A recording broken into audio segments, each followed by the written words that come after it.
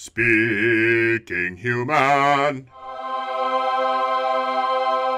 Today on Speaking Human, we riff on a range of recent marketing and branding efforts, from the unleashing of the Seattle Kraken to breakfast mac and cheese to Planters' rapidly aging baby nut. Speaking Human.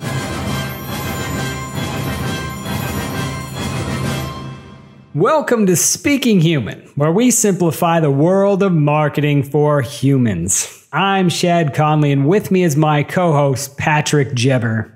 And Patrick, the great thing about marketing is something is always happening. Something weird, controversial, head-scratching. There is always something going on. A brand, they're always taking a shot, they're always trying something. And we, the podcasters, the consumers, are the benefactors of that. Isn't that the great thing about this marketing world we follow? It is. It is. We have the benefit of really just being entertained all the time, right? That's our job, to entertain, but it's also fun because we get to be entertained because of all the different things that are happening in the world of marketing. Yeah, even in this slowdown period we've had a little bit, during this summer and this crazy time, brands are still doing stuff. They're still taking some shots, throwing some weird things out there, trying some different things, and we are going to talk about some of those things today. Yeah, wild and weird world of marketing. Marketing gone wild. It's a little different format today because we've got a bunch of different things that we just thought we'd touch on, talk a little bit about our opinions. So feel free, after the episode's over or while you're listening, provide some of your own opinions on some of these things. So let's get started, Chad. What do you think? Yeah, let's dive right in, as they say. We got 5 different sort of marketing and branding efforts we're going to talk about, and we're going to do a basic buy-sell. Give our opinion here. Are you buying or selling that marketing or branding effort? We'll just kick things off from there. What's the first thing on our docket we've got, Patrick? So the first thing is the Seattle Kraken branding. If you're not familiar with it, the Seattle Kraken is the new brand for Seattle, Washington's NHL hockey team. Just released recently, not too long ago. We covered it on Speaking Human, and I'll say I really love the branding. I really love it. I would definitely buy because, one, it's monster related, so we have a little bit of a special place in our hearts for it, being Monsters Unlimited as an agency and Speaking Human is our podcast. We sort of have this little bit of a tie-in with the monster themed world anyway. It has this maritime history element to it for Seattle, but it's also simple and a fun brand for this NHL team. What do you think? I'm totally with you on this. I'm buying this one all the way. We've seen a lot of sports teams come out with their branding in the past several decades, and a lot of them were okay to fairly uninspiring. This one comes out and you're just like, yes. This is to me what sports is all about. You mentioned fun, and it seems like a lot of fun. It comes with that built-in tagline to it, release the Kraken, which already right there you're excited for. But the way they put this together, the thought that went into it, the actual logo itself, the color scheme, I really love the colors. I'm all in on the Seattle Kraken. I love the name. I love the logo. I love the look of the jerseys. And I love pretty much everything they've done with the marketing and branding that I've seen so far. Yeah, everything about it, I think, is it's really tight. They thought it through. So I definitely say buy. And I think if you get to see some of the assets on our website, I think you'll agree with us. But if you don't, feel free to voice your opinion there. Yeah, I'd love to hear from the other side. Yeah, for sure. So next up on our list is the 20th Century Fox television logo facelift. You want to tell the listeners a little bit about this, Shad? Yeah, so this is an interesting one. We know 20th Century Fox, famed movie studio and I guess television studio also, recently acquired by Disney in a mega deal. One of the things they did was Disney recently changed the logo that appears before television shows produced by 20th Century Fox Television to now just say 20th Television. You probably know the 20th Century Fox logo. You could probably picture it with me just saying it, that appears before movies. You could probably hear the drum roll that accompanies it. Because it's pretty famous. Spotlights surrounding it. It's very three-dimensional. It's one of the most well-known, I think, brand logos there is out there. So this has gained some attention with people seeing that, and it's led some people to scratch their heads over it. I am one of those people. This is a big sell for me. I don't know what they were thinking. If they wanted to take out the Fox, you would understand that, to separate that from the Fox company, or Fox Broadcasting. Makes total sense. Why they wouldn't make it 20th century television? I know it's not the 20th century, we're beyond that, but just for brand recognition, you'd keep that the same. 20th television, you look at that and you're like, what is that? That doesn't make a whole lot of sense. They're just 20th, I guess. Yeah. Kind of strange there. They could have just kept the logo set up and created some sort of new name or title that references the past, but they didn't do that either. So it's stuck in kind of this weird limbo. So total sell for me. What do you think, Patrick? Do you have some sort of other opinion? I can't imagine you would, but maybe you do. This is sell for me. The first thing that I'll start with a question. What in the Sam hell is going on here? I mean, if really you're just taking it down to the nuts and bolts of a rebranding, you go, okay, I get it. You want to retain the look of the original logo. I get that part, right? You don't want to lose that. That's brand equity. You can't just throw it away on a whim. But this is Disney, right? Disney owns this company and it has the resources to make better decisions than this. To me, this is a perfect example of designing or making decisions by committee. Yeah. They were like, well, let's just make it 20th television. But then they didn't think that through. What does that mean? I read this article where he was like, a lot of people are asking, what's the 20th television look like? Is it like you went through the 19 different televisions? And I think that's funny because it's true. The name has no meaning now. 20th television? I think you're better off, make it 21st century television. Why not? Why couldn't you?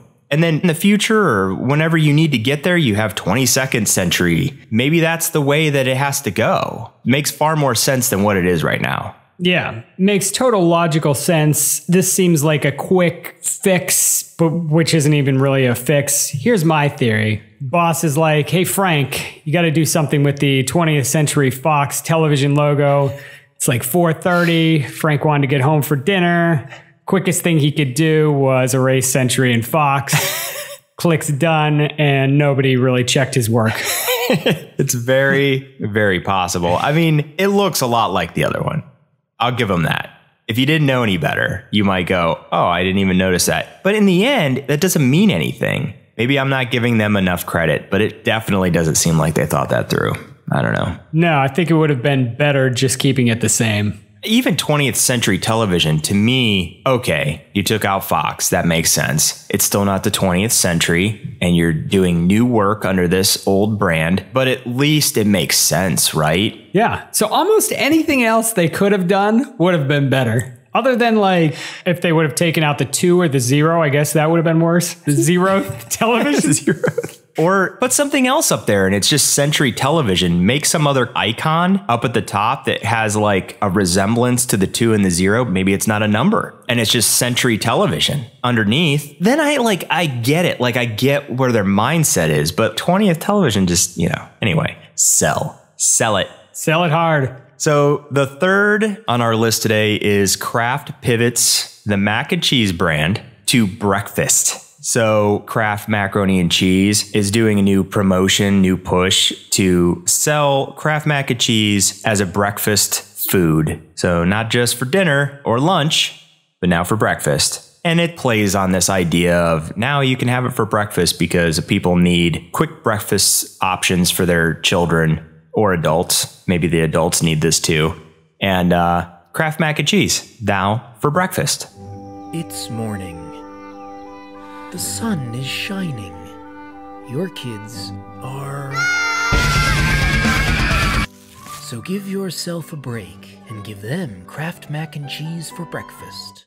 They did come out with, I think, some boxes that they wrote breakfast on that they gave away in a pack with some ideas of how to make it more breakfast by like putting eggs and bacon. And it came with like a mug and some stuff for kids in it too that they did like a little promotional giveaway. So there was a promotional push involved in this too that got some media attention. So they are more driving attention to this idea than they are actually changing anything about macaroni and cheese. Nothing has changed with what's inside the box. Yeah. They don't have to change the product at all, right? They're just trying to embed it in people's brains that, oh, you could have mac and cheese for breakfast. Yeah. What we call in the industry marketing. So for me, if I was leaning towards one or the other and I didn't want to be wishy-washy, I'd say I'd buy it. It's not an awful idea. And I appreciate the fact that they're trying to branch out. Here's my biggest gripe, and this is more of a personal gripe, not a marketing gripe. Mac and cheese isn't super quick to make. Yeah. And if they're pushing it as a quick breakfast option for parents to make for their children, it actually takes more time than a bowl of cereal, considerably more time, because you have to boil water. If you're talking about the traditional box and not those like little cups that you put in the microwave. Yeah, the Easy Mac. Yeah. So that would be my biggest gripe. I had the same initial reaction where I'm like, one of my kids asked me for some mac and cheese for breakfast. I'd probably be like, can't you just eat some cereal? It's going to take me like 10 minutes to make some mac and cheese. You're going to hate Kraft mac and cheese for like embedding that in their brains. They're like those jerks in their marketing department. I do wonder if there was ever an attempt to make mac and cheese cereal before. Well, it sounds disgusting. Does sound like a pretty good idea. It really does sound gross, though. I don't think I would like that at all. It's a terrible idea, but it's a good idea. If that makes any sense. Yeah. There's some novelty to it, which could be kind of fun. There are probably people who would eat that. There are a lot of breakfast cereals I'm like, that is super gross, but kids seem to love it. You know what I mean? Yeah. If it was like a cereal that just looked like mac and cheese. Anyway, I'm going to buy it as a marketing idea. I'm with you. I'm selling it as something I want to do in my home. I don't want it. I don't want my kids asking me for mac and cheese for breakfast. Get out of here. But I'm buying it as a marketing idea. I like the ingenuity of it. They're coming up with a new way, thinking of something different. And I think at a time when it makes sense, when people are doing these sort of different things, there is value to that and there's interest to it. And obviously they're getting a little bit of media mojo out of it where, you know, today's show's talking about it. People are running with it. It's becoming this point of conversation. And that's how these things happen in some way where people are like, that's totally ridiculous. And then they're like, I'm going to try it just because it's so ridiculous. And then like 10 people do it on social media and then 100 people do it. And then next thing you know, it's kind of a thing and you're not sure why you're doing it. Yeah. But it's a good pivot for them and it makes a strange bit of sense at this moment in time. Mostly, I just think it is a good use of marketing. You know, hey, let's try to make somebody think of this product in a different way that they hadn't thought about before. Kids could grab onto this for breakfast. And I think they kind of figured that out. Hey, maybe parents will go for this. Let's take a shot at it. So I'm going to buy it. Yeah, we could have Kraft mac and cheese now for bath time. And it could be dump some mac and cheese in a bathtub. Take a bath in mac and cheese and noodles. The water's hot. Maybe it's edible. Maybe it actually cleans their body. Maybe it's more like cheesy soap. There you go. Like that cheese, that powder. Yeah. You just put that rub that powder on your body. Yeah. Kraft mac and cheese now for bath time. So the next on our list is the Planters Baby Nut campaign. You want to talk a little bit about the evolution of this thing? Yeah, so this took a turn. We talked about this around the Super Bowl time when this was a big deal. Mr. Peanut, he just died. We're like, okay, what's going to happen with that? And then we found out at the Super Bowl, a baby nut was born, capitalizing on the popularity of Baby Yoda and other babies that people love. Mm-hmm. Well, 6 months or so later, we find out Baby Nut, not really a baby anymore. He just somehow turned 21 years old. ID? Yes, sir. Wait, so you're telling me you fell off a cliff, came back to life as a baby, and now you're 21? Yeah, it's been a weird year.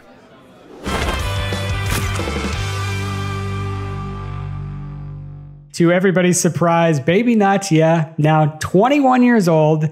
His name is Peanut Jr., Planters announced that he has grown 21 years in essentially 7 months.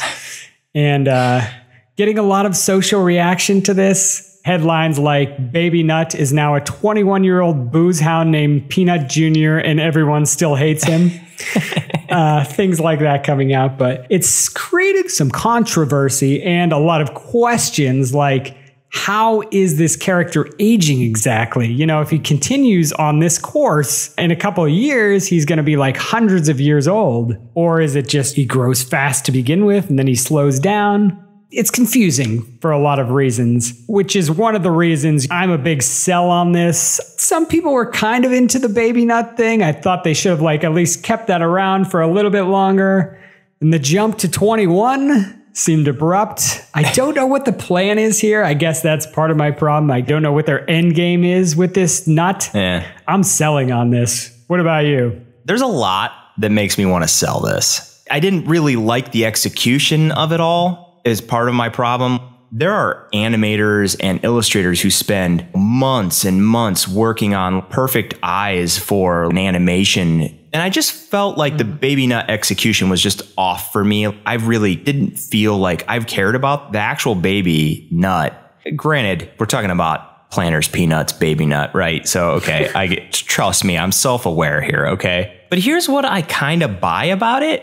I love the whole aging because of the pandemic. I feel like is what makes me want to buy it, because I feel like we all felt this way this year, right? That this year has felt like 100 years. It's the year of 1,000 decades. I mean, you just can't get past that. And I think everybody everywhere feels that way. One day bleeds into the next and the week bleeds into the next. And we're all like, oh, God, this year is taking forever. And so the fact that this Baby Nut aged all that time is sort of a representation of that. Now, is that what they intended? I don't know. The execution of it, why not take it a little slower? Okay, age him 10 years. He's like a teen. And then play it out a little bit longer. This is the year of Mr. Peanut going from a baby to an adult again, because of the pandemic maybe, and like how we all felt this way, but felt like they just made this abrupt 21 decision. You know what I mean? Yeah, no, I agree with that. It's like, why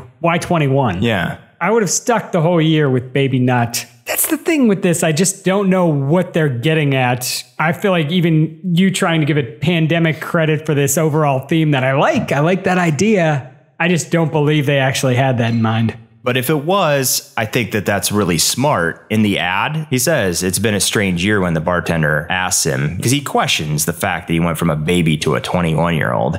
I'm sorry, Peanut Jr. I can't accept that you're growing up so fast. I feel like Peanut Jr., it doesn't have a ring to it. They could have called him Junior Nut. I know, I wanted to call him Junior Nut. Or he could have been Little Nut for a while. Maybe he could have got squished and become like peanut butter for a while. I mean, honestly, like we joke, but there's so many fun things they could have done in between stages, right? To give it some life. It doesn't need to be serious, right? So you could have just had fun with it. Yeah. Fast forwarding from baby to 21, skipping a lot of fun stuff, a lot of opportunity. Yeah.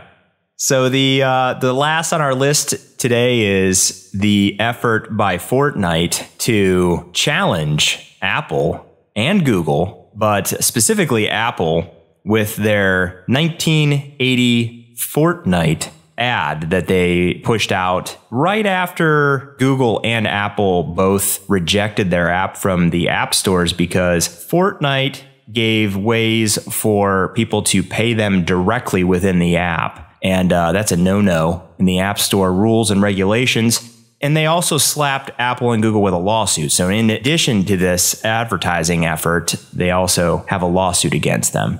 Today, we celebrate the anniversary of the Platform Unification Directives. For years, they have given us their songs, their labor, their dreams. In exchange, we have taken our tribute, our profits, our control. This power is ours and ours alone. We shall prevail.